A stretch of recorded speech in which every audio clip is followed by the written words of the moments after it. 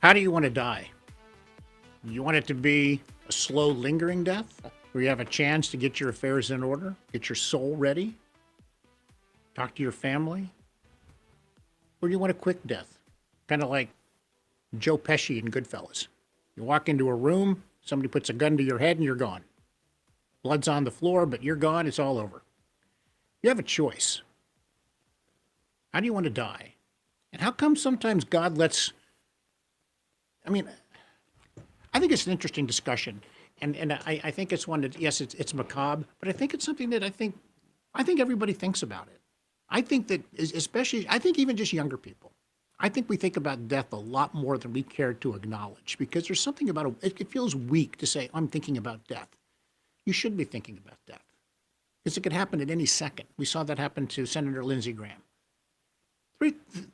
Three hours before he dies, he's talking to the President of the United States.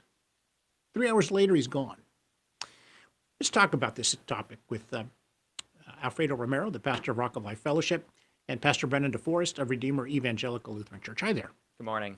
Is this too macabre of a discussion to have, or is this a discussion that people should have? I think that people are thinking about it, so might as well talk about it. Yeah. I mean, I know when you get older, they always say, always be preparing for your death, or advice that men give to young men is write your obituary and then never stop improving it or something like that. So it's always kind of on people's minds. Yeah, I mean, on the short subject, you said yes. I've always learned you prepare for your eventually when you pass. Get your affairs in order. Like I was 30 when I got like the living trust and the will and the things like that, and preparing. And I've got some final wishes and written down and stuff like that. But the Christian focus obviously would be, sure, we can do that. But the big picture is, living this life, preparing for your eternal life in heaven, of course. But you do need, I believe, you have to talk about preparation. Do you believe that God has an end date planned for us ahead of time? I go back and forth about that. I don't know. I do too. There's a pastor who's on our show, Pastor Tim Rule with Pleasant Valley Baptist Church. He says he firmly believes that there is a date at which God has determined is your end date. Maybe there is, but it's like saying then we have no control over our lives and the decisions we make. I don't know. That's a hard one. Moses writes in Psalm 90, the years of a man are 70, or by reason of strength, 80. I mean, thanks to medical technologies and all of that, I know we can push it to 90, 100, 110. But, no, I can't think of any.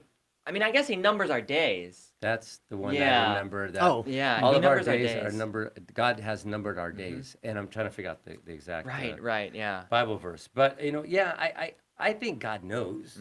He knows. But the question is, did He have a reason to ordain that time? Right. Is there a reason for it? I'll give you two examples. My dad passed away at 78 in 2018, June the 4th. And unfortunately, it was very quick. We were just talking, and he lived with me in his bedroom, and he says, I don't feel good. And in 5 seconds, 10 seconds, he was gone. Massive heart attack. That was difficult to deal with because it was so sudden. And to tell people in my family, I had to make the phone call to my sisters and say, hey, listen, that was difficult. But in a sense, wasn't that easier to deal with? I don't know. Maybe we're all different. As opposed to a lingering death when you watch somebody turn into I get it. turn into a skeleton. You know what I mean? And my mother had cancer, and she lived for 3.5 years, and I had done all the grieving during those 3.5 years, helping her get through to her death. So when she actually died, I literally did not shed one tear because the tears had already been taken care of.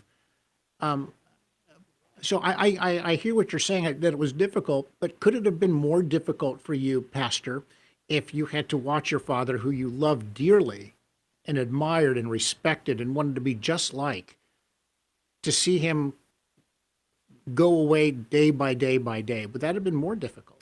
Yeah, I don't know. I think either way, there's no real clear answer. What's better? My brother-in-law, my sister's husband, who I grew up with, I'd known him since I was 12. He had cancer. It took him 3 years to pass away, and when he passed, it was brutal. Yeah. That last 6 months was, I would say, horrific. Now, Brendan DeForest, the pastor at Redeemer Lutheran Church, he's a younger man, but is this something that you yourself think about?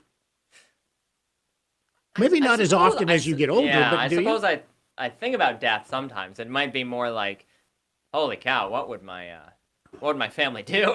Right. Yeah. So I know that I need to get some of those affairs in order, a living trust and all of that good stuff. Yes, Life you do. insurance. Life insurance. I think I have life insurance. Great. Pretty sure I have life insurance. Double it up. Yeah, see, that in itself is an interesting topic because my father, for example, didn't believe in life. He didn't want life. He didn't want to collect any money from his kid's death. Yeah. He didn't want to collect any money from his wife's death. So he kind of felt unsure about it. So what he did is he took that money that he would put for life insurance and he invested in the stock market, which kind of had the same effect as having a life insurance policy. So that's something to consider too. Yeah.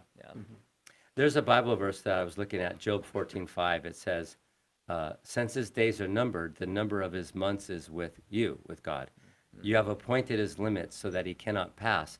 Some translations will say, you know the days, the number of months we have, and there's no way we can exceed that limit.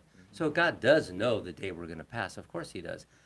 To me, if I was going to say, like to somebody like you, I was in my 30s. I believe you're 20s, right? Yeah. Late 20s. 29. 29. Oh, we got one more. I would get the life insurance and the living trust and the will and all those things because, obviously you want to make sure your family's taken care of at a young age. There is a certain point that I believe if you have enough of an estate that maybe life insurance isn't so important. But the planning of your spiritual life now is much more important. Yeah, I will tell you that it's one of those things you have no control over, and I know when you're young you think you do, but you really don't. And and one of the things I'm going to talk about in the second segment is a conversation we had earlier in the week about cremation or burial, and that's something that people need to talk about as well. But first I want to get into a little bit more about how, gosh, it sounds so macabre. How would you want to die? What comes to me is I certainly wouldn't want to die the way Jesus did. I would not want to go through that. And we were just talking about that earlier this week, that the movie The Passion of the Christ is going to come out on big screens in September 10th through the 17th. The original, which is going to lead up to the resurrection. Yeah, the sequels, the resurrection. So I don't want to die like Jesus did. And maybe that was part of, nobody ever suffered more in their death than Jesus did. Did you see The Passion? Oh, I've seen it many times. Yeah. Would you recommend a young person to see that movie? Yeah. Yeah, really? Yeah. I mean, how young? Because it's the I mean, flogging. it's brutal. The flogging scene is impossible to watch. Oh yes, yeah.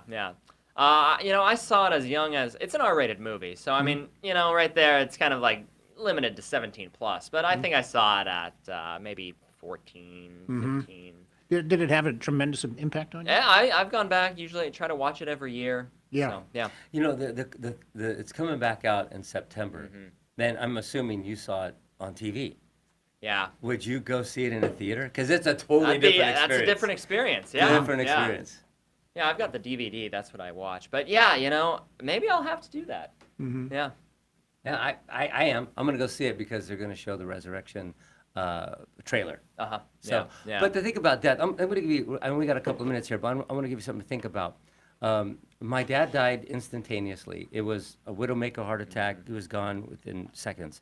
Okay, now I'll give you another example. My wife's mother found out she had cancer, and he said, "You have 3 months."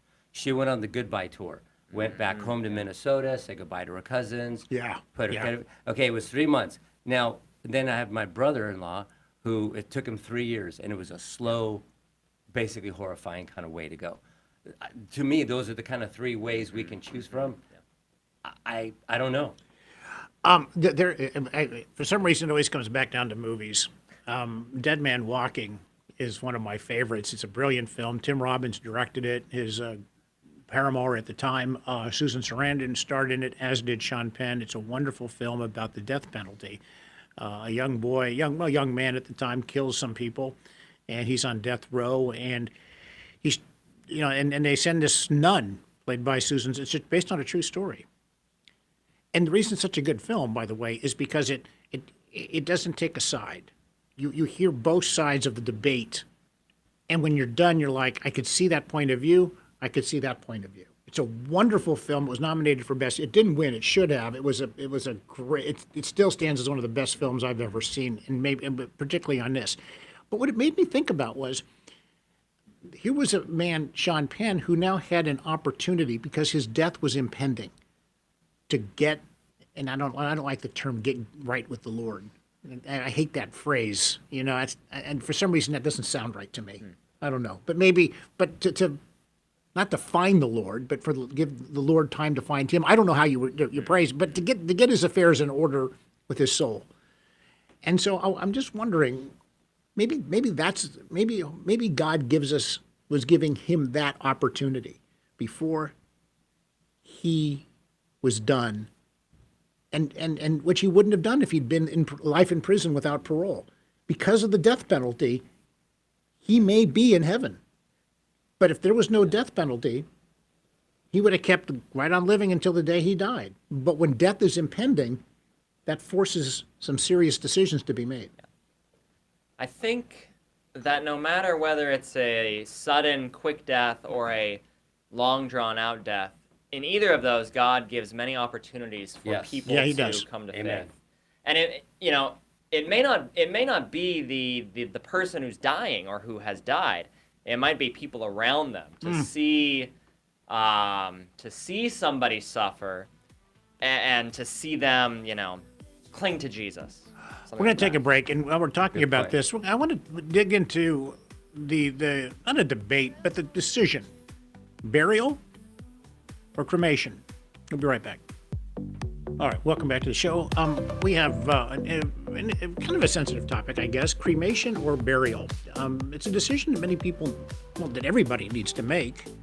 But who makes it, and who should make it? Is it the person who's dying that should make the decision, or is it the people left behind that should make it? I'll give my quick view, and then I want my other people other folks here to respond to it. Look, if I'm dead, it's just my body, and I've said this before. And again, you've heard me say this before, Alfredo. Yeah. You could strap my corpse to a parachute and have me drift down into the Pacific Ocean. It's fine with me because it's just a body. It's not going to matter to me. But to me, it's like, what do the people left behind want? And I think that needs to be a discussion that should be had. Have your thoughts on cremation versus burial? Is there a right or a wrong on this? I know some pastors who don't do any cremation funerals, and I'm totally against that. Mm-hmm. I do both of them, but I have my preference, of course. I'm pro burial, mm-hmm. But I can get into my reasons why. No, I would love to hear your reasons why, because that's what you're here for. Sure. and if somebody disagrees, that's a good thing. Sure. I mean, I guess it's just the idea of the cremation. Whenever Jesus is talking about eternal consequences, and he talks about the fires of hell and the weeping and gnashing of teeth and kind of this grinding stuff. And what happens with cremation? First, you're put into a fire, mm-hmm. and everything's burned, and then there's some bones that just don't burn in the fire, so mm-hmm. they have to take those and they put them into like a crusher, essentially, mm-hmm. and they grind them up into dust. And so those two images just don't sit very well with me. And that might be my personal thing. And that's not necessarily because of a scriptural issue, but right, more just because of a mental image. Yeah. I told my family, I said, you could bury me, you could burn me, just make sure I'm dead, okay? Before you light the match, make sure I'm gone, And I read this fantastic book. It was called Accompany Them with Singing. And it just talked about how Christians have always cared so much about the body. And like the Roman pagans, the body was something to escape, and you hated the body, right? Mm-hmm. But what set the Christians apart was in in the youngest moments of a little baby, all throughout life, even after death, the Christians always took care of the body in some way, shape, or form.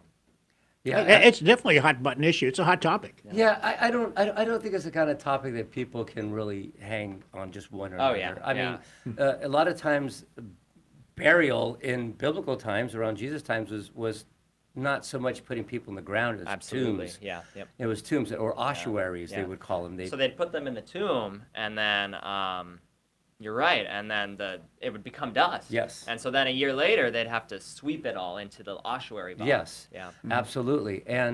But cremation early in Old Testament sometimes was more of a punishment or like a judgment on people. They'd burn them. But then you look at like in Samuel, 1st, 2nd Samuel, they burnt King Saul's body and others to protect them from the mutilation from their enemies. So the Bible has kind of examples of either both. way, yeah. I don't think there's. I think it's whatever sets, like what you said, wherever you set right with God for yourself. It's like a personal decision. Yeah. Real quick, briefly, my decision is kind of based on I grew up Catholic, and at 8 years old I was paraded. I don't say paraded, but led to see bodies of people in my family and even a little boy and stuff, and that kind of scarred me a bit. I don't want to see that. And I saw my grandparents and my uncle and I just don't want to do that. I think cremation is beautiful in some ways. I think burial is beautiful in some ways. It's your personal decision. Yeah, I want to leave the decision to my family, and the reason it's because I don't want them to feel they have an obligation. Hey, it's Father's Day. I guess we got to go put flowers on Dad's grave. All right, let's go. Let's get in the car. Oh, it's Dad's birthday. Now I guess we should put some more fresh flowers on the grave. And then maybe that's fun for a year or two, 3, 4 years. They got their own lives to live. I don't want to leave them that burden. And so, if they feel there's a sense of obligation, because it's so fascinating. Going to a cemetery is one of the most fascinating places to go and go for a walk. And what strikes you most is all of these people are forgotten. No, there's no relatives. I mean, when I'm dead, A couple generations. a couple generations you're gone. Yeah. And do you really want to leave all of that sense of obligation? Now, maybe they do want that. Maybe they're like, yeah, Dad, we would like to come have a place to see you and see okay, that's fine. You do it, that's fine with me. Because what do I care? Yeah. I hopefully I'm up in heaven, God willing, I'm up with him and zipping from place to place, doing all kinds of fun things and meeting fun people and talking to, talking to Abraham Lincoln and all kinds of things, Yeah. And I don't really care what's going on down here. Anyway, I don't know. But I think the thing, maybe I can throw this over to you. The focus really needs to be on our bodily resurrection. Yeah, I was just gonna say that. Yeah, go ahead, please. Yeah. Like, no matter which one you go with, cremation or burial, you're gonna become dust. And then what are we told? One day, on the last day, Jesus is gonna return, and God's going to form your dust back together into who you were, and your body will be perfect, and you will get to stand in triumph with Jesus Christ in the new heavens and new earth forever. Yes. Let me ask you this question. When we're in heaven, I always have to say, God willing, if I'm in heaven, will I be able to see what's going on down there? Or would I even care?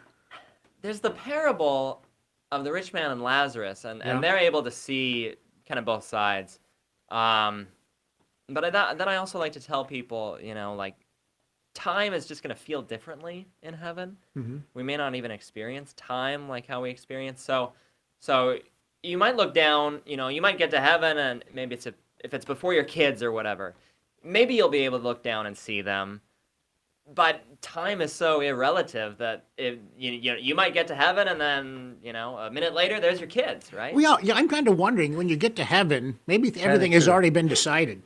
Yeah. So sometimes I imagine when I die and I'm in heaven, my kids and my wife and the people who I left behind are already there because we're in eternity and you're not limited to time. Maybe it's already been settled when you're in heaven. Yeah. I don't know if there's any way of knowing that. Trying to explain the absence of time in a universe where we have time that's challenging. Time, space, and matter. Yeah. I tend to believe that you can't see. I don't believe, and here's my reasons. The Bible talks about there's no more tears in heaven, no more mourning.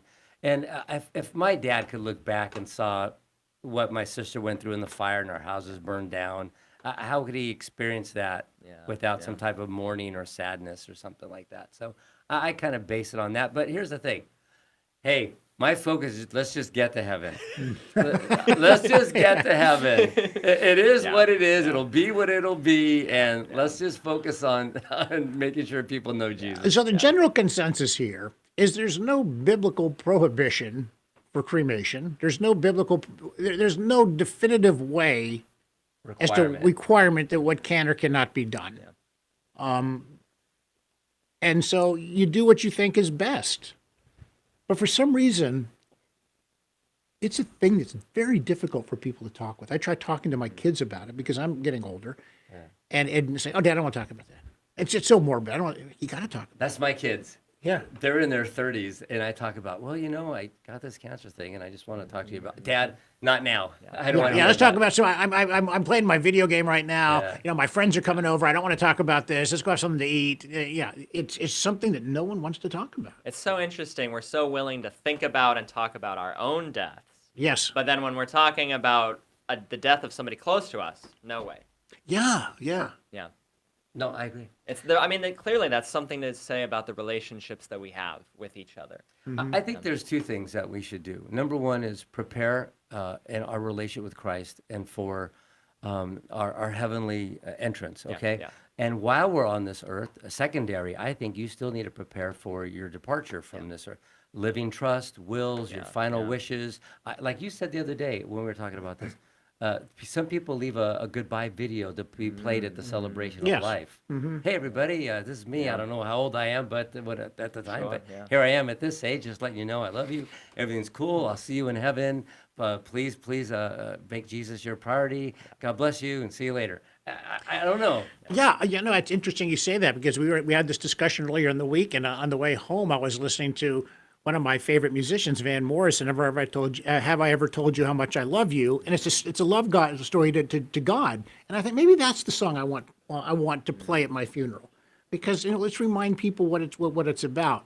Or there's a movie called The Mission, and the music in The Mission is just I'm convinced that when you go to heaven, that's the music you're going to hear. And so I like that. You can still preach from the grave. Yeah. Well, There's still something you could say when you're gone that could lead people to Christ. Yeah, I like that. I don't know, musically, what would you want, song you want played at your celebration? I love hymns, of course, church hymns. The Lord Thee I Love with All My Heart is kind of a favorite one of mine. It's an old Lutheran hymn. So That's pretty good. I don't know, as a joke, I could play Cool in the Gang, Celebrate. Celebrate good times, come on. All right. Well, you know what? I think there's probably been people that have probably played that before. That might not be an original idea. Guys, what a good discussion. But it's a discussion we have to have with our families before you're forced to have that discussion. I want to thank Pastor Brent. Oh, good. No. Having walked with a lot of people trying to make those decisions right after a death, I would really suggest having at least one or two decisions made before you die. Yeah, good point. Good point. Thanks so much, Pastor Brennan DeForest of Redeemer Evangelical Lutheran Church and Pastor Alfredo Romero of Rock of Life Fellowship. Take good care. And thanks for listening. So long.